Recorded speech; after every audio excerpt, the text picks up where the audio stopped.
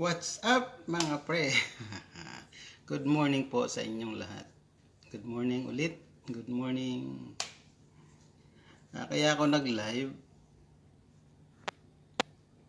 para kumustahin kayo. At medyo shout out Miss Jenny Lino Peña. Kumusta na aking business partner? Nag-live ako kasi medyo nakita ko yung yung video na nagbigti. Nakakalungkot mga kapatid kasi medyo nag-flashback sa akin yung kahapon. Yung nakaraan sa isang yugto ng buhay ko, talagang hindi ko makalimutan. Iisa lang yung bata. Nakakalungkot isipin na minsan talagang nawawala tayo sa wisyo. Tapos nagagawa natin na sa sobrang pagmamahal. Hello, Miss Akang. Miss ba? Gusto ko sa bawat video ko may matututunan tayo. Ito, based sa aking experience mga kapatid. Yung pinost ko na nagbigti, tapos napapanood pa ng bata. Iyak ng iyak yung anak niya. Dahil lang sa talagang sinasabi niyang pagmamahal sa kanyang asawa. Well, condolence po doon sa family niya. Pero, iko-condemn ako yan. Kasi po, hindi po ganun ang pagsosolve ng mga problema. Yes, dumarating po tayo sa mga punto na talagang sa tingin natin is napakahirap ng i-resolve. Kumbaga, ang bigat-bigat na sa ating kalooban. Pero, tayo po yung mga mananampalataya ng ating Panginoon. Dapat lagi tayong may relasyon para lagi tayong malakas. Dapat hindi natin kinikitil ang buhay dahil lang dyan. Tapos sa harapan pa ng anak.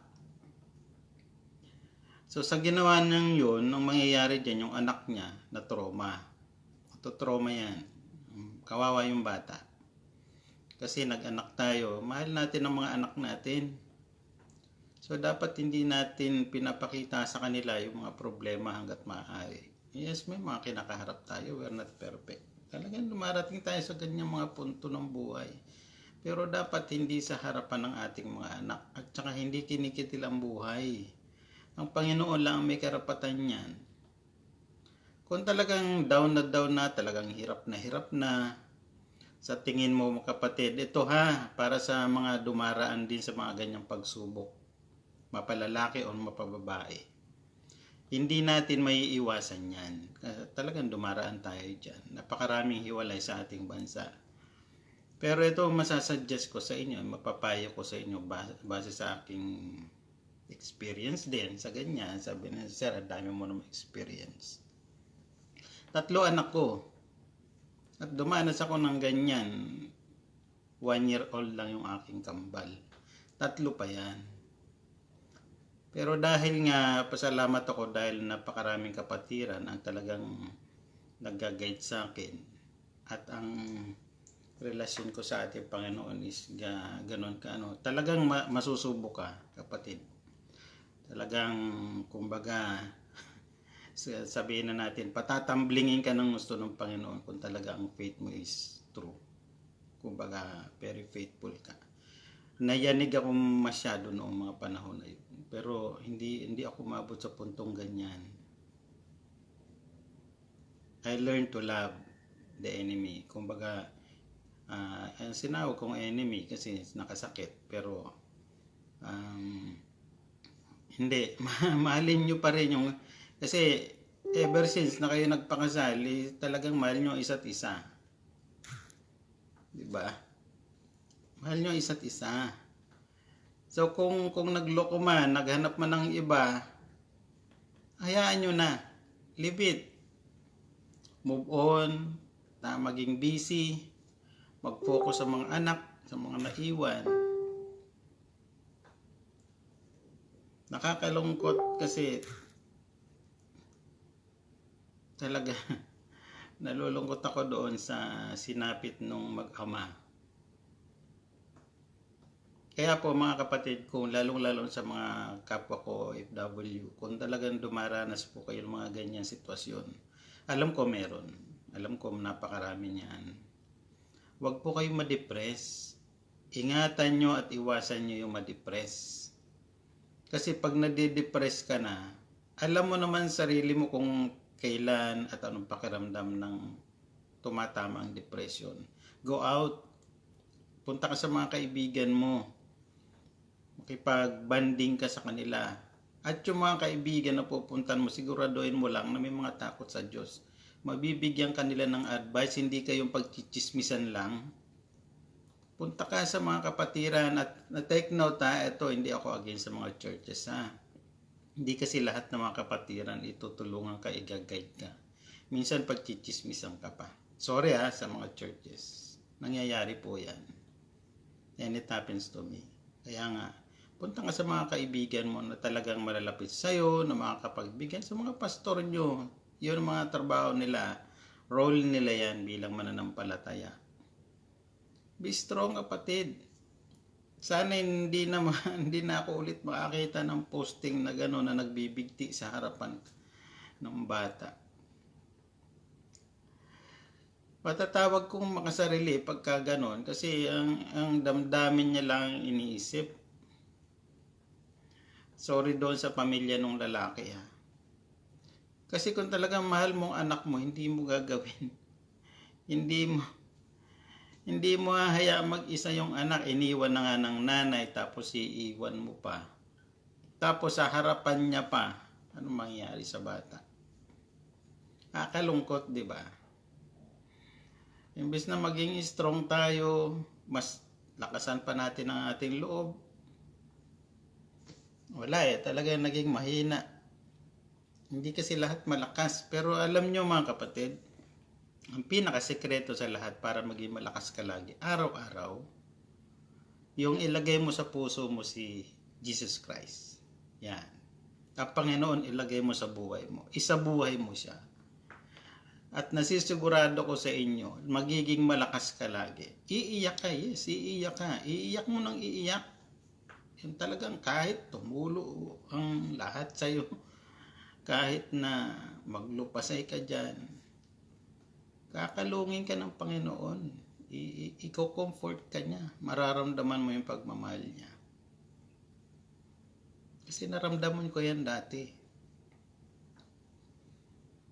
Buhay ang ipinalit. Buhay ang tinanggal. Kawawang bata. Kawawa yung anak. Kaya lakasan nyo. Kapag ka may problema, lumalapit sa Panginoon. Hindi yung gumaganti. Hindi yung pipiliin yung maigi, yung lalapitan. Kasi hindi naman tayong magsusulit niya ng Panginoon din naman eh. Hindi tayong gaganti. Pag-pray mo na lang siya. Kasi the more na pinatawad mo yung karelasyon mo sa ginawa niya, hindi naman ibig sabihin na pinatawad mo, tatangkapin mo ulit. Kung hindi mo naman masikmura na. Hanggat, ang importante rito, mahal mo siya bilang kapatid. Ang importante dito eh, hindi mo na pinalaki yung sugat. Diba? Yan naman ang gusto ng Panginoon, diba? Mahalin mo yung nakakasakit sa'yo. Although, siyempre, sa isang banda, napakahirap gawin.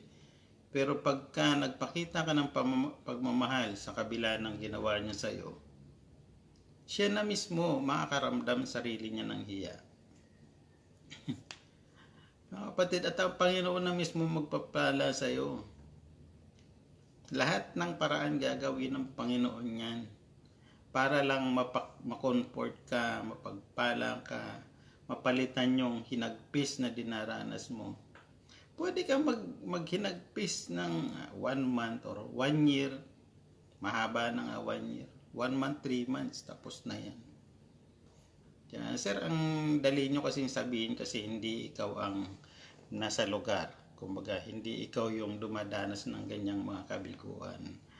Take note mga kapatid, 3 ang anak ko at dinanas ko yan. But I never attempt such kind of doings. Yung mga ganyan. Magbigti. No.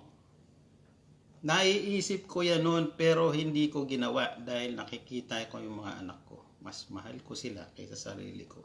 Pag yan ang nilagay mo sa sarili mo mga kapatid, kahit na maghirap ka ng gusto, ang mga bata ang magiging priority mo. At later on, matatanggap mo ang lahat. Later on, matututunan mo ang patawad. Kaya ang daming dumadanas ng ganyan. Marami kong kakilala at mga kaibigan na ganyan. Mga nagtatanong pa nga sa akin, anong gagawin ko, sir? Leave it. Alam nyo mga kapatid, napakasimple yung natutunan ko sa buhay. Pagdating sa mga ganyan, pag ayaw sa'yo, pag naghanap na ng iba, kapag ka nakakita ng kaligayahan sa iba, palayain mo na. Huwag mo nang habulin. Kasi hanggat tinahabol mo ang isang tao, babalik at babalik yan sa dati niyang ginagawa. Uuwi yan, yes. Pero gagawin at gagawin niya uli yan. Kaya bigyan nyo na ng kalayaan. Diba? Kaya nga ako supporter ng divorce kasi nagkakaproblema tayo pagdating sa mga papeles. Kasi tulad ng ganyan, may karelasyon na. Tapos, pilit na paano natin bubuuin ang may kanya-kanya ng pamilya. Diba? Yan, napunta tayo sa divorce. Pasensya na po doon sa pamilya nung namatay. Hindi ko natapos yung video, hindi ko kaya siyang tapusin. Kasi yung bata, naawa ko dun sa bata. Mahirap. Napakahirap nung sitwasyon na ganyan. Kaya mas marami kasi ang babae dumadanas ng ganyan. Kaya pagka mga nagmamahal kayo, love life. Kaya pagka nagmamahal, based sa aking mga nakaraan experience, mas magtira para sa sarili. Balansehin lang ang lahat. Huwag yung todo-todo. Huwag yung ubos biyaya. Kasi magkakaproblema kayo dyan ng malaki. Kasi pag kayo iniwan, tapos wala kayong itinira para sa sarili nyo, guho ang mundo nyo niyan. Naging counselor tuloy ako ng yung live ko pang love life. Tapos, ilalagay natin sa business side, para mabalanse naman. Wag tayo, totoo lang, naluluwa ako Kasi nga, well, that was year 2003, yata. Nangyari. Naalala ko tuloy yung kahapon. Nakakalungkot mga kapatid. Condolence dun sa family. At sana yung bata makarecover. Kunin ng DSWD, tapos ma-isolate ba? Makalimutan niya yung nakaraan. Kasi gagawin ng anak niya yon. Wag naman sana. Kasi pag kinakalakihan niya yon, magiging mahina din yung bata. Kasi na mapunta sa maayos na pamilya. O kaya yung nanay. Ito kasi mahirap pagka mga naghihiwalay ang magulang Ipipilit na isasama yung anak dun sa kinakasama. Nagkakaroon ng problema yung bata.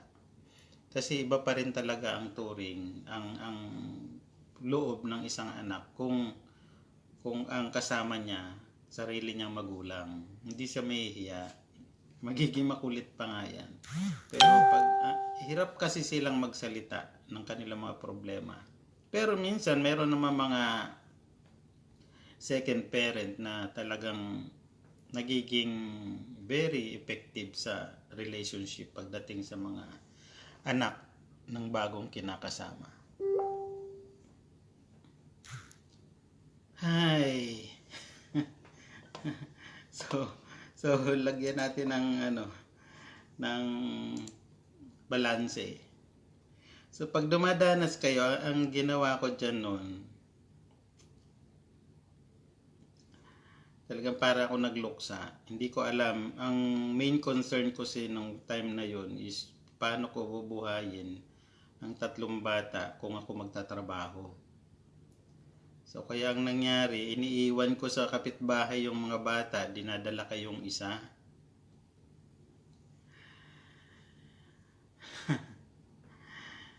Shout out po sa mga bagong bukas Miss Jovelyn at saka si Romeo ba yun? Yung iba pa, mga nauna. So mahirap para sa side ng isang magulang na nag-iisa. Ang outlet naman ng iba is mag-asawa ulit. Lalong-lalo na yung mga mahihinang babae, kumbaga very dependent. Kaya ito mga babae ha, pantayin nyo na yung role, yung kaya ng lalaki. Ilagay nyo na rin sa sarili nyo. Maging strong kayo. Gampanan nyo kung ano yung kaya ng lalaki. Gawin nyo yung lahat. Kaya nyo naman eh. Mahina lang sa physical, pero pagdating sa talino, hindi yan nagkakalayo sa diskarte. Minsan nga, mas diskarte pa yung babae. Para nang sa ganun, pag dumadakot na si Kuya Renan, kumusta? Para pag dumadakot tayo sa ganung problema, okay lang, sige. Layasan mo ako, okay lang, mabubuhay ako. Pagka very dependent kasi tayo sa lalaki o kaya sa karelasyon, nagkakaproblema tayo pag nawawala na siya eh. Kuya Renan, kumusta na? Medyo nagre-relax ako ngayon, Yan, para be strong. Yan, ay, okay lang, medyo nag-a-adjust ako sa, alam mo na, focus muna ako doon sa business, sa inside part. Medyo, ako sa, alam niyo na yan. Okay? So, ayaw natin na naghihiwalay ang pamilya. Ayaw natin yan. Sino ba naman may gusto? Pero, here comes the times na talagang dumadaan tayo sa ganung pagsubok. Hindi yan ay iwasan. Minsan dumarating talaga yan eh. Para maharap mo yan, ang pinakamagandang ginagawa mo kasi, dapat may relasyon ka sa Panginoon. Para pag dumaan ka, meron kang pagsusumbungan. Yung hindi ka ipanchichismis lang, yung hindi ka gagawin pulutan. Mga kapatid ko na OFW, lalo-lalo ng mga babae at yung iba dyan nasa bahay, dumaranas talaga ng mga ganyan, yung asawa nagloloko sa Pilipinas, yung iba naman dito nagloloko. Ayan, pag wala na enjoy, just hanap ulit. Ganon din lang. Tama yan, Angel. Ayan, talagang nare-recommend ko yan. Kasi hindi ka makaka-move on kung wala. Lagi kang mag-i-emote.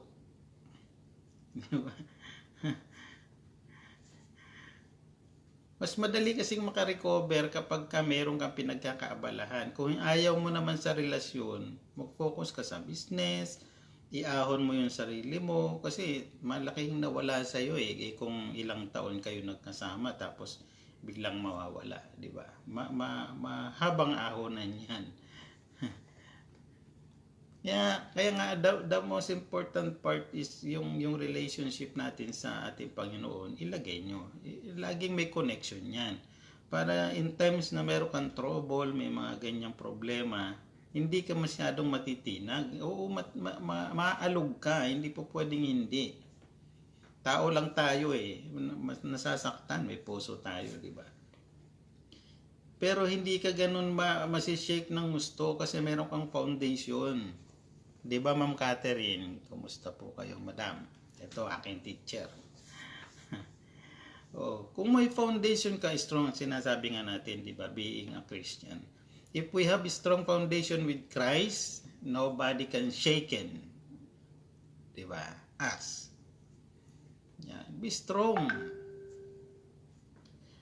Pag medyo naalog na yung pamilya, meeting. Usap muna. Mare-resolve pa ba? Sige, call off muna. Relax. Sino ba priority? Yung tayo o yung mga bata? Pag talaga makulit ang dyan, then go on. Go on. Move on. Huwag tanggalan ng buhay yung sarili. Huwag magbigti. Hindi napakagandang example yan. Karuwagan yung pagkitil ng sariling buhay. Hindi mo tinakasan ng problema. Dinadagdagan mo pa at nagkaroon ka pa ng generational na ganyang attitude. Hindi ko malaman kung may naiinis ako, naawa kasi ako doon sa bata eh.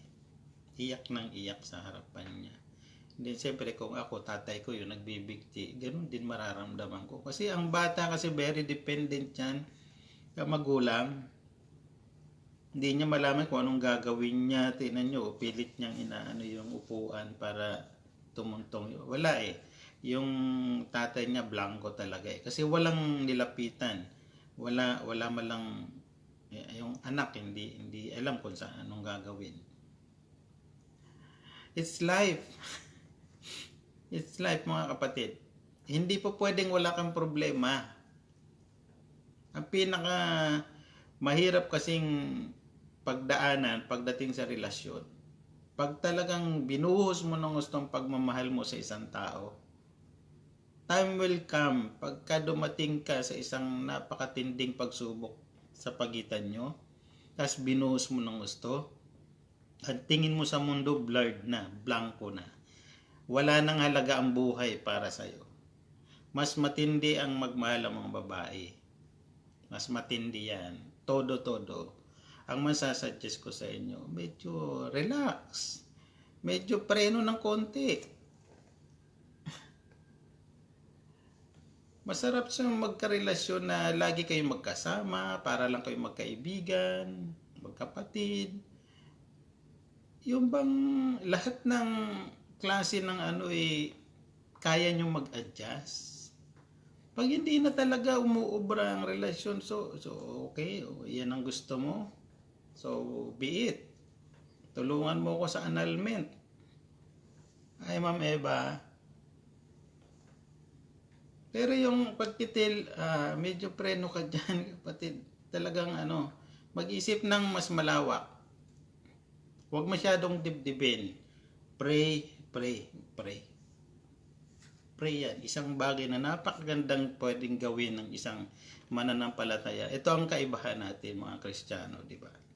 Kasi we are very, very dependent sa ating Panginoon. Ang nagiging problema natin kasi minsan very dependent tayo. Hindi na natin napapractice minsan. Medyo pag nagka-problema, nakakalimutan natin siya. On which, siya talaga yung pinaka main source ng solution eh. Dapat hindi natin siya ini-ignore. Diba? Hindi po pwedeng laging perfect ang buhay mo. Hindi po pwedeng lagi ka nakangiti. Hindi po pwedeng lagi kang malungkot. Hindi pwedeng lagi kang masaya. Time will come, dadaan ka talaga sa mga pagsubok. Hindi ka magiging isang makinang na ginto kung hindi ka pakikinangin sa apoy. Kung hindi ka dadaan sa apoy. Mga kapatid, alam nyo yan. We are very blessed, di ba? Blessed tayo. Tapos tayo mga magulang na. Para sa mga magulang na naintindihan nila ako. Sa mga single pa dyan, mga millennials pa rin, ang tawag doon. Ay, Mayang. Si Celsa. Yung mga nagbibinata, feeling binata, tapos nag-i-enjoy sa kanilang mga present relationship. Just go on. Ako wala akong against dyan. Kung saan ka masaya din, go on. Sabi nga, suportahan kita. Yan ang kaligayahan mo eh. Tama man yan sa mata ng batas o sa Panginoon, wala na ako doon. Ang importante sa'yo, sa akin, masaya ka. Diba? Yan. Kung mali man yan sa batas, then you need to face the consequences. Kasi pagka talagang magkakasakit kayo sa puso niyan, so pag nagkasakit, marami kang kalalagyan, mamatay ka sa sakit sa puso o magbikti ka. Diba? Mali yun, mali. Kaya tinanggal ko sa posting.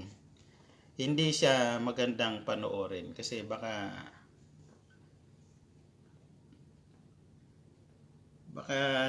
mapanood pa ng mga bata.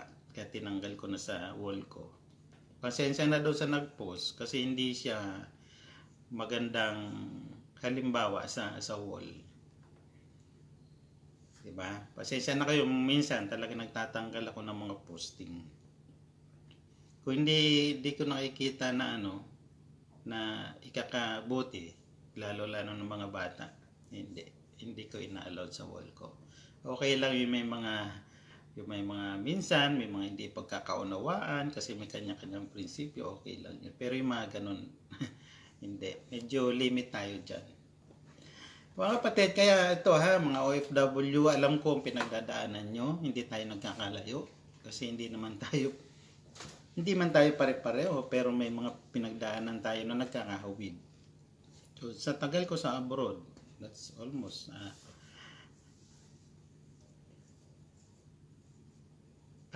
Mr. Nimal, how are you? We're fine, and sorry I'm talking Tagalog. But I know you can understand me. Better learn Tagalog. What I'm saying is it's not good. This is regarding the one who suicidal attempt. I don't know if that man is dead already. Miss Alona, magandang umaga po sa inyong lahat. Sinimal kasi aking katrabaho. Kaibigan ko siya, Sri Lanka. Nag-for good na yata siya. So, kaya mga kapatid, sa abroad, ang pinangarap natin, kaya tayo umalis, is para mapabuti ang pamilya, di ba? Sa relationship, iniwan natin karelasyon. So, talagang may long distance relationship yan. So, hindi yan madali. Hindi yan biro. Pero kung talagang failure lahat, tanggap mo. Pag angat pa lang ng eroplano, tanggapin mo na lahat. Baka hindi ka lumanding Baka swertehin ka. Nakalanding ka at nakalanding ka sa magandang amo. Meron dyan lumanding sa hindi magagandang amo. Talagang napapaliwara dito. At saka napapasama pa. Iisa lang naman ang gusto natin, mapabuti ang kalagayan ng ating pamilya at ng ating buhay. Tapos minsan naman yung ating mga iniwan talagang nagloko. Ng ating mga iniwan is talagang sila pa yung nanakit sa atin. So wala tayong magawa doon. It's their own decision. Wala tayong pwedeng sisihin kundi just leave it to God. Diba? Para hindi tayo nai-stress. Yan ang isang sekreto na talagang natutunan ko pagdating sa ganyan. Na pag wala ka palang kinikim-kim na galit, para lang siyang dumadaan sa mukha mo. Diba? Para lang siyang dumadaan na okay. So gusto niya yun Hayaan nyo na. Hayaan nyo na siyang, kumbaga laya nga diba? Gusto niya lumaya. So be it, palayain mo na. Tapos, focus na lang tayo sa mga bata. Ang bata ang ating pinaka-seed. Seed na pag tayo nag-focus sa kanila, pinalaki natin sila ng pagmamahal, punong-puno ng pagmamahal. Makikita nyo yung bunga. Tingnan yung mga anak ko. Nakikita ko ang bunga niyan. Makikita mo ang respeto, makikita mo yung pagmamahal nila sa'yo. Dahil kahit na OFW ka at nagkaganong kayo, nandoon yung support ng mga anak mo, yung support mo sa mga anak mo, nakikita nila the importance ng pagkatao mo. Hi Ma'am Lori, kumusta ka na? Hilig nito magluto. Stay safe po sa virus Medyo tumataas ang bilang. So yun, kaya po ako nag-post na be strong in times of trouble and hardships kasi nakita ko talaga yung nagbibigti. Hindi siya maganda talagang panoorin. Mahilig ako manood ng mga zombie pero yung nagbibigti. Tapos yung bata, nakakadurog kasi ng puso Kasi ang dami-daming gustong mabuhay tapos di ba? Mga kapatid, it's not the end of the world. Di ba? Pag kayo dumarating sa walang binigay ang Panginoon sa atin, kasi imposibleng hindi i-allowed ng Panginoon kasi dinaranas ng bawat tao. Tulad nitong COVID, dinaranas natin. Alam ng Panginoon yan, ina-allowed niya. May mga times na ina-allowed niya yung isang pagsubok. Kasi meron siyang gustong makita sa iyo. 'Di ba? May gusto siyang patunayan. Napatunayan mo sa kanya. Tingnan nyo, nakita ko sa Brazil. Brazil ba yun? Argentina. Nagpe-pray sila. Sa Italy, nakabow down sila. Umiiyak. Nagmamakaawa sa Panginoon na itigil na yung corona. 'Di ba? Ang tao, the more na nasasaktan, the more na lumalapit sa Panginoon. Minsan kasi hindi talaga naiiwasan yung human attitude. Yung human nature na nalilibang tayo sa mga lahat na material na bagay, nalilibang yan. So medyo nalilihis. Pero it doesn't mean na hindi na tayo anak ng Panginoon. Diba sabi nga sa Bible, pag ang isa ay nawala sa kanyang tupa, hahanapin yun, iiwan nyo yung 99, hahanapin niya yung nag-iisa. Ganun niya kamahal ang isang mananampalataya. And even yung mga hindi mananampalataya, mahal niya yan. Mahal niya po ang bawat isa. Ang problema lang talaga minsan may makukulit, minsan naman may mga masunurin, minsan may madiskarte, magkakaiba kasi ng mga pinagdadaanan, yung breeding, yung upbringing, magkakaiba kasi yan. Ang kagandahan lang na nangyari sa akin, na lumaki ko sa loob talaga ng mga gawain. Yan, kaya nakapokus sa akin ng mga pastor. Yan. Tsaka hindi ako lumayo sa Panginoon ever since ng pagkabata ko. I always cry to God. Pero I never give up sa aking faith. Kasi doon na lang ako hugot kanino pa. Kasi kung sa kapwa mo, hindi naman natin sinasabi na hindi sila makakatulong. Pero minsan kasi give up na sila sumusuko din sila kasi human din sila dapat doon ka kumapit sa immortal, yung hindi titinag. Kumbaga, yung proven natin na talagang kaya niyang isolve ang bawat problema dumarating sa atin. Kaya po, iwas-iwas yung mga nakakaisip ng ganyan, life must go on. Be strong, just enjoy. Free.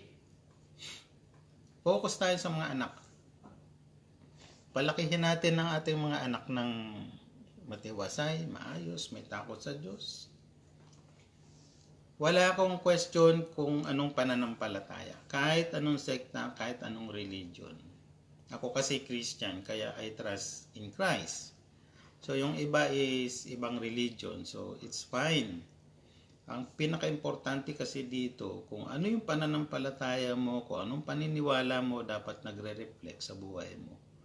Dapat, hi Ma'am Baby, Baby Leia. Ma'am Yuri, kumusta po kayo? Naging pastor tuloy ako ngayon, ng araw na to. So, iwasan po It's not the end of the world. Pagka dumarating sa mga problema talagang sa tingin mo give up na. No. Good morning po. Don't give up. Kasi never nga nag-give up ang Panginoon sa atin. Hanggang sa kanyang pag-resurrect, bumalik pa ulit. Diba? Bago siya ngayon, the end of days, babalik pa rin siya. Hindi siya nag-give up kahit anong kulit ng human ng mga tao, hindi siya nag-give up. So never give up mga kapatid. Diba? Enjoy lang. Pag mahal ka, mahalin mo. Pag hindi ka na mahal, so be it. Mahirap. Sir Maximo, kumusta ka na? Tagal natin hindi na nagkikita. Diba? Yan ang reality ng buhay. Wala tayong magagawa dyan. So, sir, nagproblema nga, sinermonan pa. No, we need to focus on the young generation. Mahalin natin yung mga bata. Huwag natin silang bigyan ng trauma. Diba? Kung may mga pagkakamali, talagang people change. Pwedeng mabago. Pwedeng ma-realign.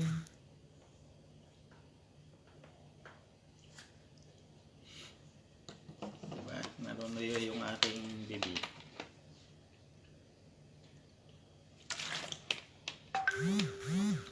Tapos maging busy kayo sa ikabubuti.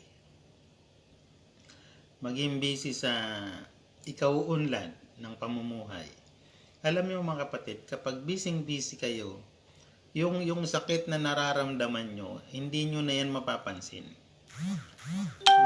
Maiisip mo na lang, ganun na pala katagal. Ano yan? Hindi nyo na siya mararamdaman kasi meron kang pinagkakaabalaan.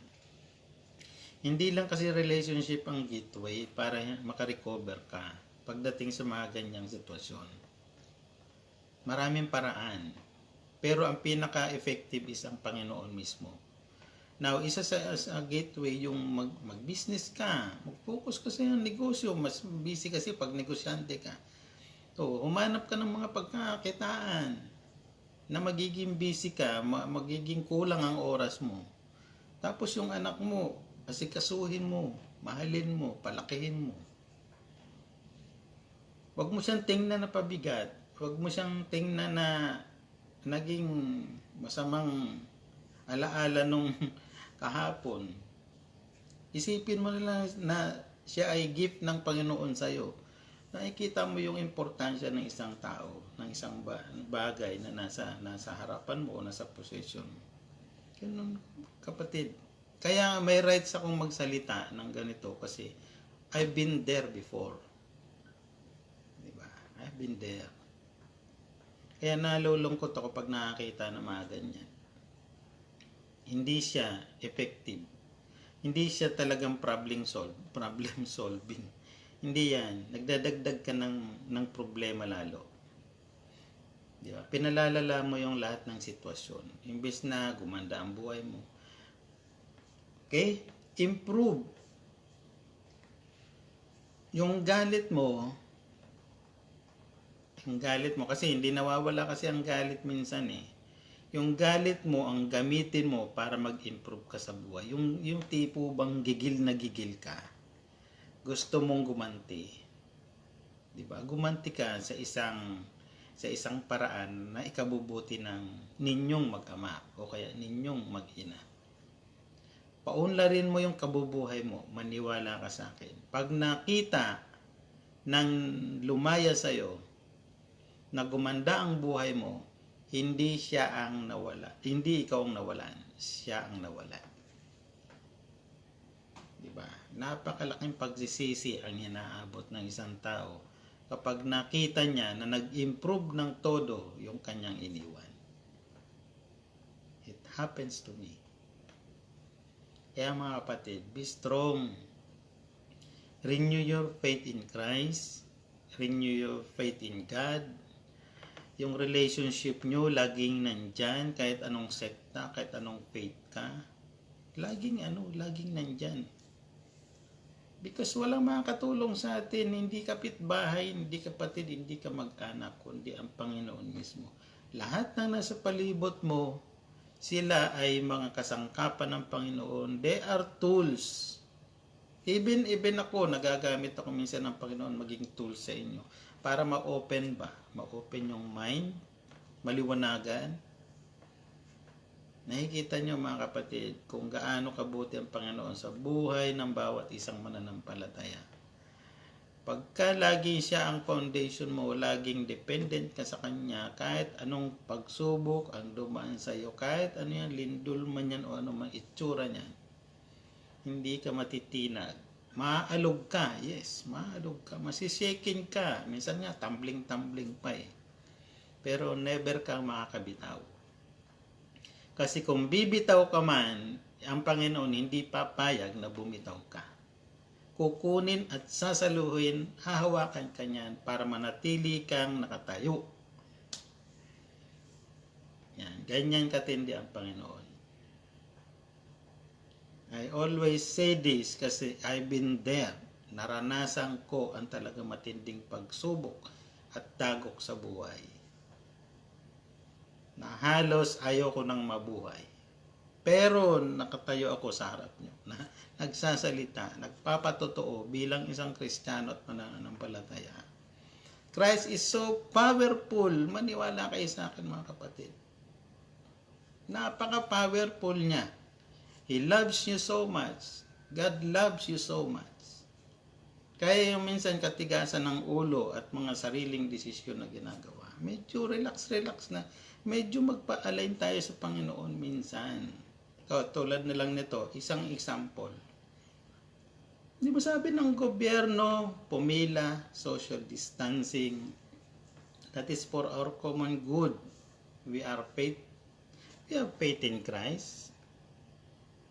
We say that we are a Christian, we are follower, we have God, but we never follow the government itself. Sila ay ordain ng Panginoon to govern the country. Susundin. Para sa atin yan. Hanggat matigas ang ulo ng tao, hindi matatapos ang quarantine. Diba? So, itong COVID-19 na to, isang pagsubok na matindi ang dumagok talaga sa buong mundo. But, kung titingnan nyo sa isang side, makikita natin yung kagandahan na nangyayari. Nanunumbalik yung relationship between man and Creator. Diba? Nanunumbalik. Pansinin nyo sa buong mundo, they cry. Hindi maganda, hindi nakakatuwa ang mawalan ng mahal sa buhay dahil lang na virus. Hindi mo nakakatuwa yan. Yung napanood ko na hinuhulog na lang sa hukay, parang Hitler times na talagang mass grave ang nangyayari. Hindi rin nakakatuwa yun. Hindi ka makapaglamay. Hindi ka makalapit.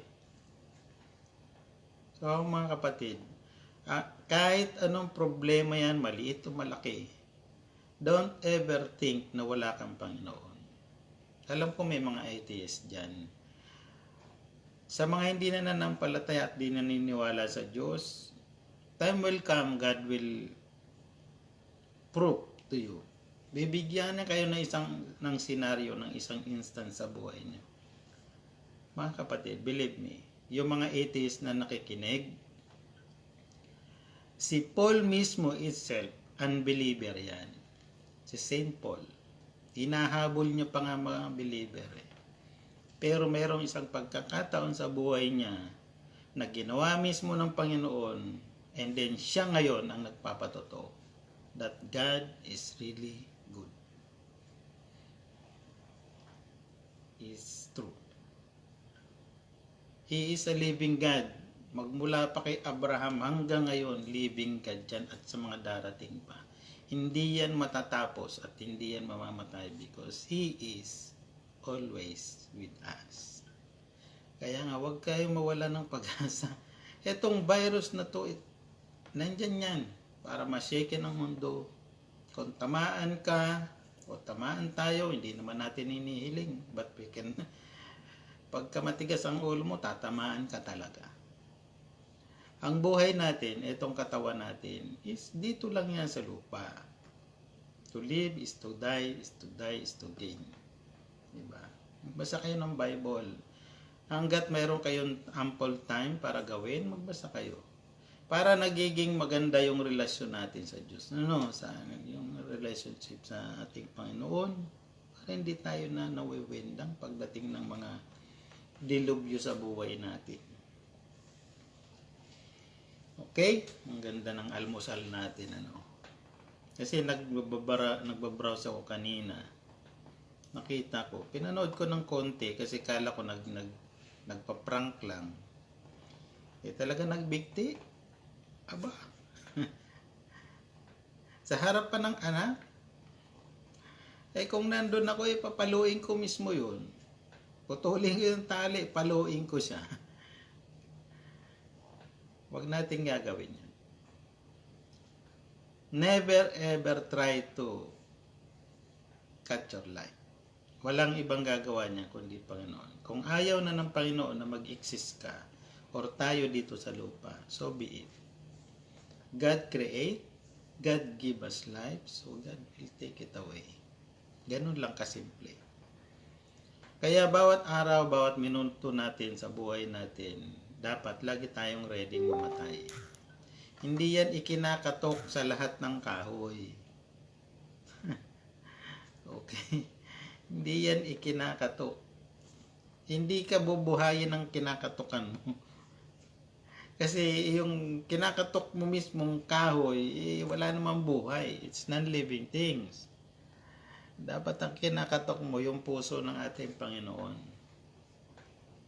Para na sa ganun, maramdaman niya na kailangan mo siya. Maramdaman niya na mahal mo siya. Diba? So, renew our relationship para hindi na Tapos pagdating doon sa mga problema, solve agad. Pag hindi ma-solve, kuha ng third party.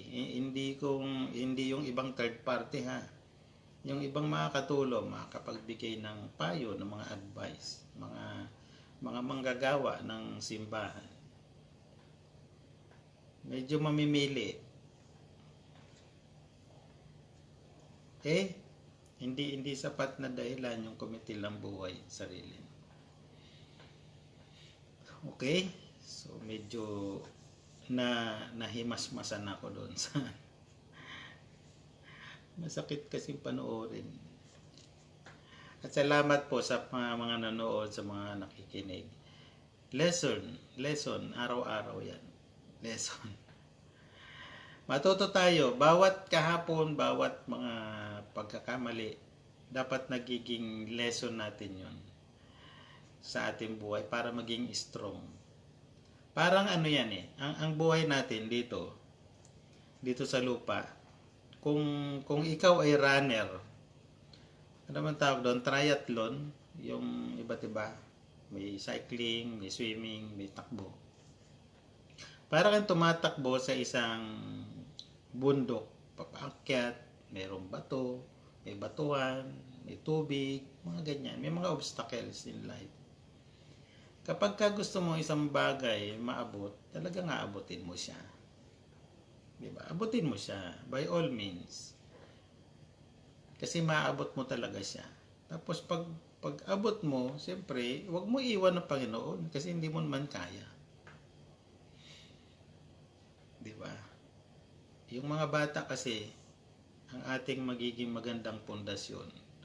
Magiging magandang halimbawa tayo, magandang hiyemplo sa ating mga anak. Then, throughout generation, pag wala ka na, maipagmamalaki ka nila na ang tatay ko, ang nanay ko, kahit na iniwan ni ganito, iniwan ni tatay, iniwan ni nanay, naging strong para sa amin. I'm proud to be his son. Di ba? Masarap pakinggan. Di ba, Ma'am Jocelyn? You're late. Hi, April. Yung aking ipapadala ko na lang yung resibo. Okay? So, maging busy. Huwag kakalimutan ng Panginoon. Hindi natin siya bodyguard. Siya ay ating magulang. Ako kasi lumaking walang magulang. Walang gumagabay sa akin. Kaya I'm always dependent sa ating Panginoon. Talagang inano ko na sa aking sarili na, Lord, ikaw ang tatay ko, ikaw magulang ko, i-guide mo ko kahit na hindi kita nakikita, okay lang yun. I pray. Hindi ko na kailangan pumunta kung saan para mag-pray. Nandyan siya. Tawagin mo lang. Ang Panginoon is omnipresent, omnipotent yan. Diba? Ang nagiging problema kasi, we pray, we go to church, but we never apply. Ang hirap nun. Dapat ang ginagawa natin, ina-apply natin. Sabi na may Diyos, pero hindi makita. Hindi makita sa buhay mo. So, ba't ka pa nagpupunta ng simbahan kung hindi naman ay kita sa buhay mo? Yes, we are not perfect. May makikita talagang may mali sa'yo minsan, kahit na believer ka. Pero hindi ibig sabihin nun na hindi ka naman nananampalataya. Hindi ibig sabihin na hindi ka nagsisimba, backslider ka na, hindi ganun ang buhay. Only God can tell you kung backslider ka. Okay, kaya be strong. We have God. God is more than anything. God is bigger than our problem, di ba? Kung lumalaki yung problema, mas lumalaki ang grace ng Panginoon. Kung lumalaki yung kasalanan mo, mas lumalaki yung pagpapala ng Panginoon sa iyo, yung pagpapatawad niya. Di ba? Kaya hindi po pwedeng lumampas yung kasalanan mo sa grace ng Panginoon. Hindi mangyayari yun ever since. Hindi nangyari yan. Dahil even yung mga haring nagdaanon, kahit ang Israel na nung puro kasalanan, lagi pa rin silang kinukuha ng Panginoon para iligtas. Never yan na nagsasawa ang Panginoon, never yan na nagsasawa sa atin. Ang taong madaling magsawa at makalimot. Kaya tayo dumarating sa mga punto na depression. Kasi ang focus natin nandoon lang sa gusto nating gawin. Nasa paniniwala natin is nakakapagpasaya natin. Alam nyo kung anong pinakamaganda na nangyayari na bagay, hindi siya bagay. Ang pinakamagandang gawin, experience sa buhay ng isang tao para laging maging masaya. If you put God first in your life, siyang number one, lahat ng bagay sa iyo magiging lagi ka nakangiti. Kahit ang laki ng problema mo, hindi yan iniinda. Yes, makikita siya. Minsan malungkot ka. Nasasaktan ka. Kasi human tayo, tao tayo, nasasaktan, may puso. Alam nga naman, hindi ka masaktan. Diba? Hindi ka na normal pagkaganyan. Diba? Hi, Kurt. So, kaya nga, we practice our faith. Sabi natin Christian tayo, we believer of Christ, we believe God. We need to apply. Minsan kasi we just praise God kasi maganda ang buhay natin. Pero how much more pa kung talagang halos Kasi mga kapatid, kung nagbabasa kayo ng Bible, pag binasa nyo yung the whole book of Revelation,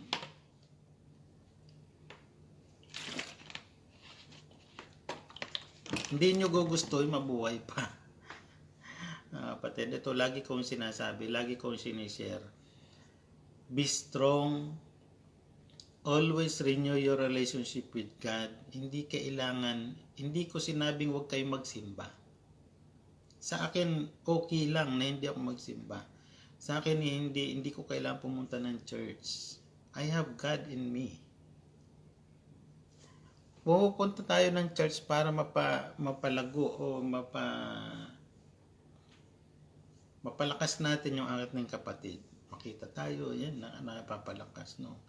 Ang sa akin kasi, ang principle ko, paano ka magiging malakas or totally masusubok yung iyong kakayanan, yung iyong pananampalataya, kung ang kasama mo lagi, mga tupa.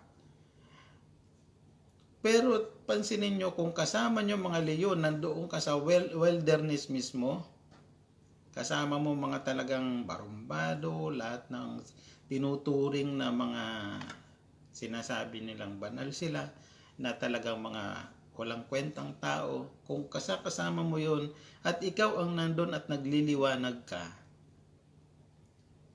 doon mo makikita na yung pananampalataya mo is genuine. Not unless na ikaw mismo is naakit na rin nila. Napasama ka na doon. Ginaya mo na sila. Pero hanggat nananatili ka matatag at sila ang nakakita sa iyo, believe me, kapatid, magiging pagpapala ka sa mga taong yon. Kasi sila man mahal ng Panginoon at gusto ng Panginoon maabot mo sila. Sa pamamagitan mo, makikita nila na ang mga problema nila maliit at makikita nila ang kalwalhatian ng Panginoon sa buhay mo. Pag nagliliwanag ka doon sa kadiliman na yon, masasabi ko sa iyo kapatid, ang pananampalataya mo nandoon sa strong foundation na pinaniniwalaan mo. Kasi ang hirap pagka nasanay ka, nakasama mo lagi mga tupa na laging napifeed.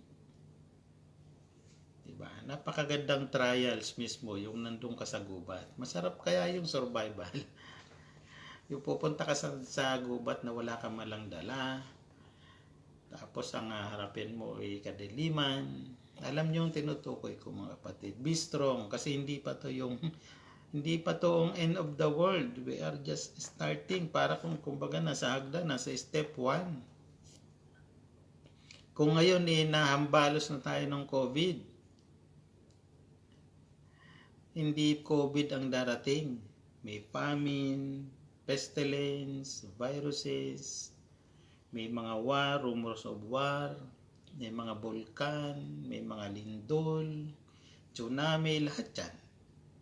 May rumors of war. Kaya yung mga nangangarap ng World War III, please lang, huwag nyo nang pangarapin. Kung talagang matapang kayo, punta na lang kayo doon sa kinagagalitan yung bansa.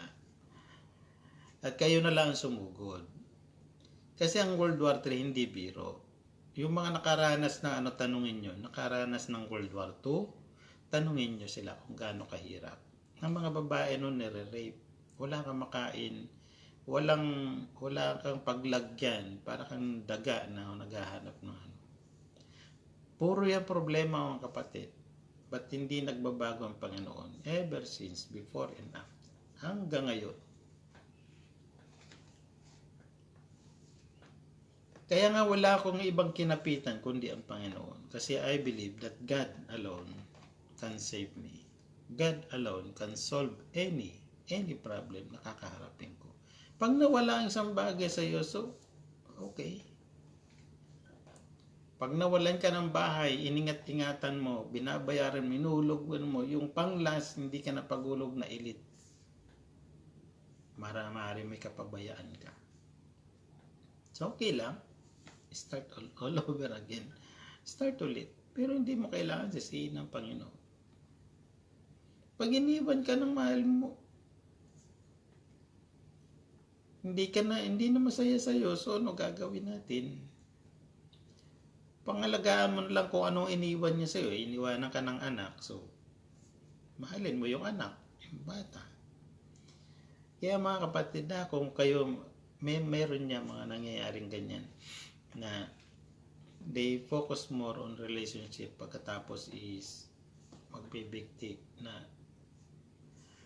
hindi ko kayang mabuhay nang wala ka. Wow! Hindi totoo yun, iya.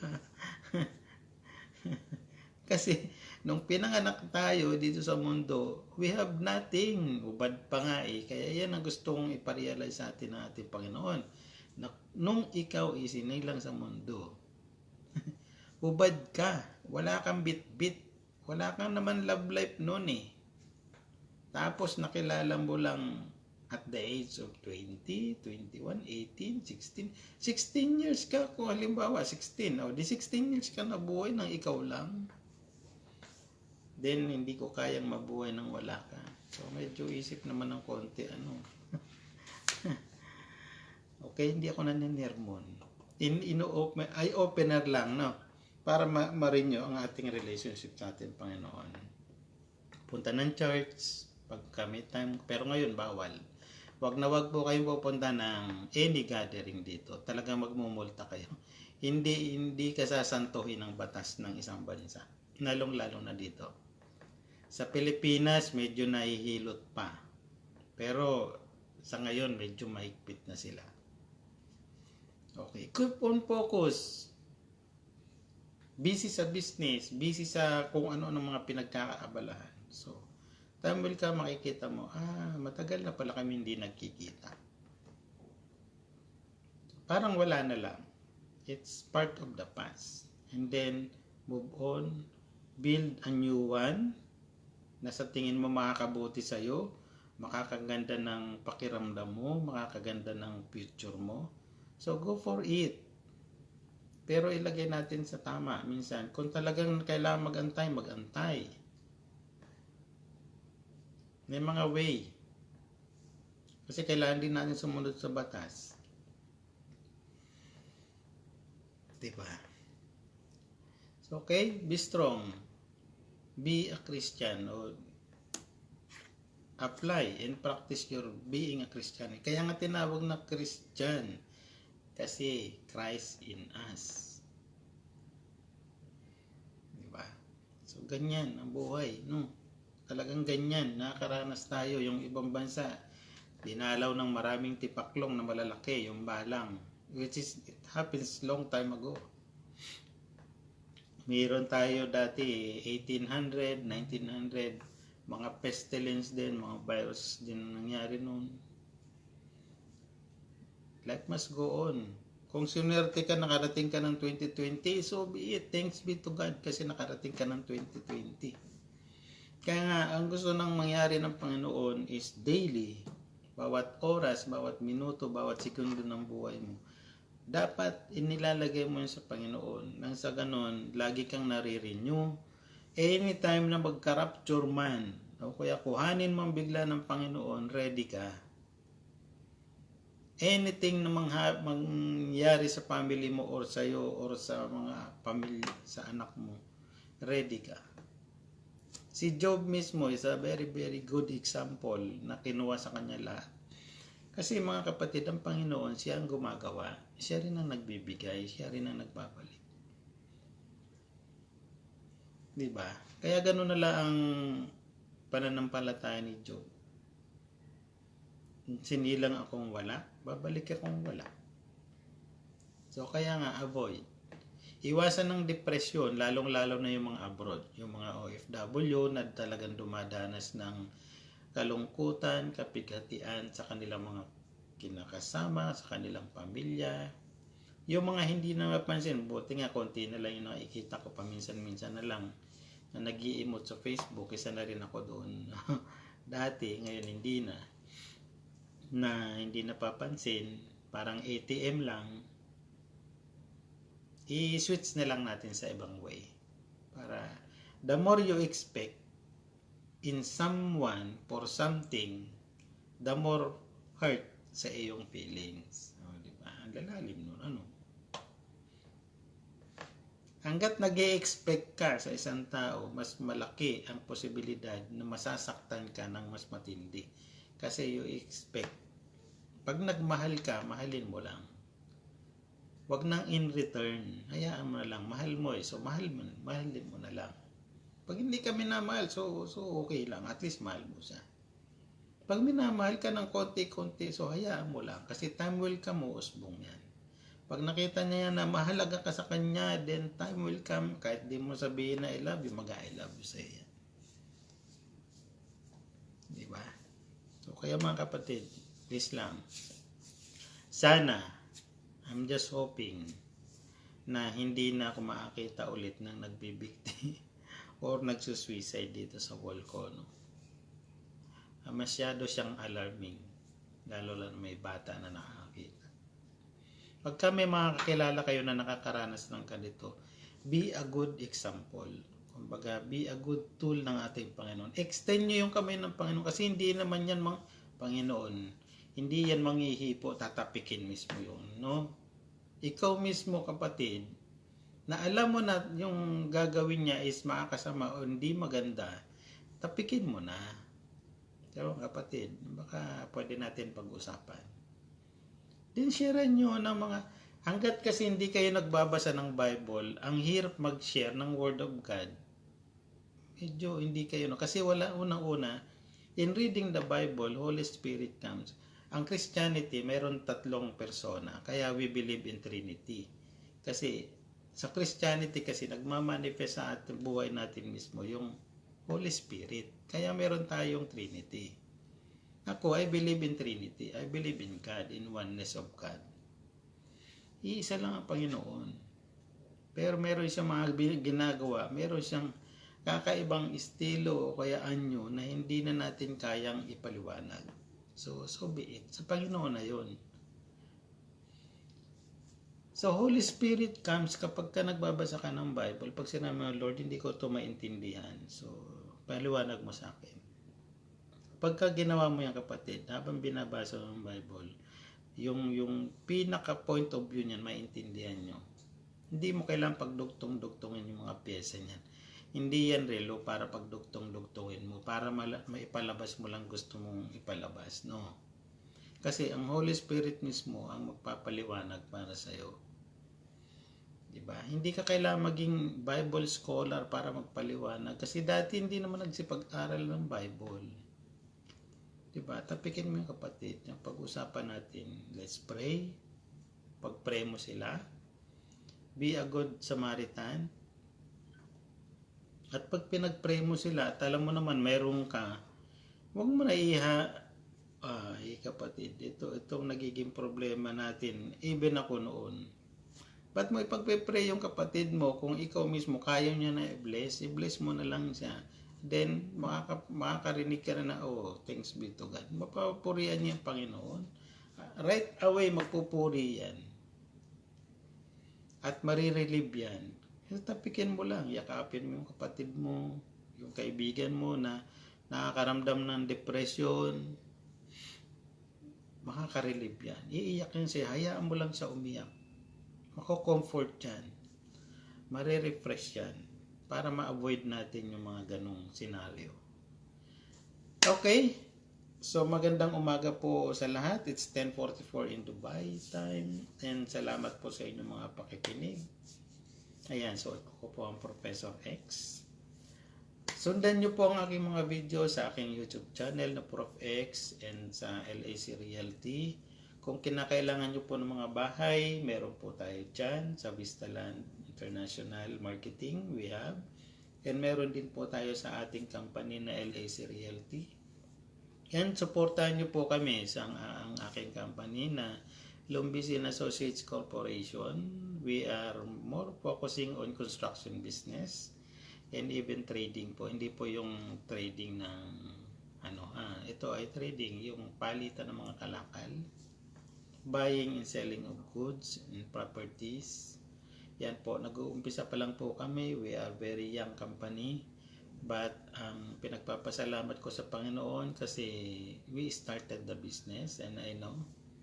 At para masuportahan yung aming adhikain na later on, meron kaming LAC or Lumbis Foundation para makatulong much more doon sa mga talagang kailangan ng tulong.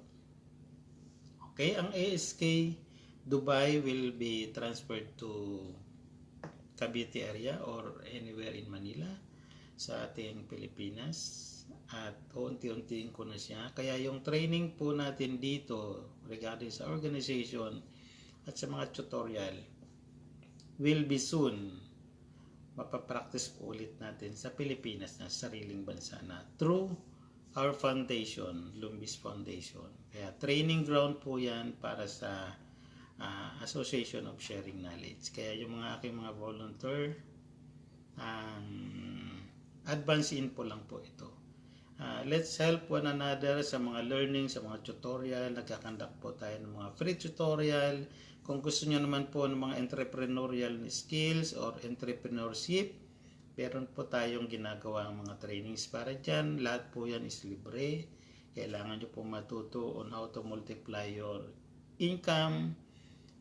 Pwede rin po, pwede natin pag-usapan. Kung ikaw naman ay gusto mag-join sa aking team as a sales associate or sales advocates dito sa real estates, just contact me para mapag-usapan natin at magkaroon tayo ng magandang binding pagdating sa sales and marketing, and also para makatulong sa inyong hanap buhay or sa inyong income. Marami po yan. At sana sama-sama po tayo umunlad at para mas masarap kasing tumulong kapag mas marami kang maitutulong, di ba? Hindi lang kasi ang point of view ko rito, kung ikaw ay believer of Christ, you have God in your heart, pero kailangan mong kumilos. Hindi kasi malalaglag ang biyaya sa harap mo hangga't hindi ka naghahanap ng way or hindi mo hinahanap yung blessing. Ang mga Pilipino is multitasking yan. Napakaraming, hi Mariam. Ang mga Pilipino is multitasking at napakaraming skills yan at maraming paraan yan para mabuhay. Lalong-lalo na mga Kristiyano is talagang may Panginoon na sinusundan at may Panginoon na nag-bless. Sana maabot natin yung mga unbeliever na nito, kahit itong video na to. Pakishare po ang video na to para nang sa ganoon mapaabot natin through this video yung mga unbeliever at lalong-lalo na yung ating mga kababayan na dumaranas ng depression at mga broken relationships. Kung may mga katanungan po kayo, mga very personal, pwede nyo po akong i-chat or tawagan or in person, pwede natin pag-usapan. That would be a confidential. Baka maka-impart ako sa inyo mga ways. Kasi mas maganda meron kayong kausap. Ako dati naghahanap talaga ako ng outlet, may kausap. Para nang sa maibsan. Pagka nagsasalita ka kasi, naglalabas ka ng problema mo, mas gumagaan yung pakiramdam. Diba? So hindi po pwedeng pag may problema ka sa sarilinin mo. Pero hindi naman po pwede na may problema ka, ipangangalandakan mo sa buong mundo na may problema ka, no? Pagchichismisan ka lang. So kaya po lahat ng aking video halos is gusto ko may matutunan tayo sa araw-araw. It's general information. Hindi lang siya magpo-focus. Kung gusto mo pag-aralan ng bahay, meron po tayo niyan. Kung gusto mo malaman kung paano mag-installment or magkaroon ng sariling bahay, meron po tayo niyan. Kung gusto mo naman true love life, meron din po tayo niyan. Iba't ibang counseling, meron din po tayo niyan. So, lahat ng bagay-bagay dito sa ating mundong ibabaw, under the sun, anything under the sun. Basta mga kapatid, kaya kong ibigay sa inyong information at alam ko makakatulong sa inyo, then pwede na tayong pag-usapan. So, learn to multiply your income para na sa ganun sa mga ganitong sitwasyon, hindi tayo nahihirapan. Bagkus tayo nagiging blessing sa ating mga kapatid. At pag tayo nagiging blessing, kahit sa ganitong paraan, ang Panginoon natutuwa sa atin. Dahil na-extend natin ang kanyang kamay para maging pagpapala sa ating mga kababayan. Hanggang sa muli po mga kapatid. At ang Professor X, lagi kong sinasabi to, ang bawat problema, lagi may solusyon yan. Pag-usapan lang po natin. Okay, follow my YouTube channel. Pakihanap nyo na lang po yan, Prof X. Ilalagay ko na lang po dito sa link dito sa video na to. Mamaya, i-repost ko po ito, ilalagay ko sa YouTube. And ang proceed kasi ng YouTube is para masustain ang needs ng LAC Foundation. Okay? Hanggang sa muli po at maraming salamat sa pakikinig. It's 10:51. I need to sleep. I need to take a rest. At maraming salamat po sa pagtuloy na pagsubaybay at pakikinig sa kadaldalan ko. No? Magandang umaga po and God bless you all. Accept Jesus Christ as your Lord and Savior. God bless you everyone. Bye for now. Stay safe. Stay home. Okay? Bye.